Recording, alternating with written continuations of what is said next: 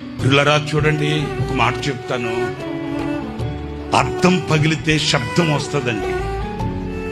Hello, అద్దం పగిలితే శబ్దం వస్తుంది, కానీ గుండె పగిలితే నిశ్శబ్దం అయిపోద్ది. వేదన కలిగితే, బాధ కలిగితే మనసులో ఉన్న మనుషులకు చెప్పుకోగలుగుతాం, కానీ మనసులో ఉన్న మనుషులే గాయాన్ని రేగితే ఇంకెవరికి చెప్పుకుంటామండి?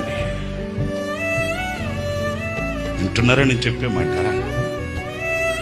వేదన కలిగితే, బాధ కలిగితే మనసులో కొందరు ఉంటారండి, వాళ్ళతో చెప్పుకుంటామండి. మరి ఆ మనసులో ఉన్న మనుషులే గాయపరిస్తే ఇంకెవరితో చెప్పుకుంటామేంటి? నీకు ఎట్లా తెలుసండి, ఎంత ఖచ్చితంగా చెప్తున్నారు అంటారేమో. నమ్ముకున్న వాళ్ళు అమ్ముకుంటే వదకు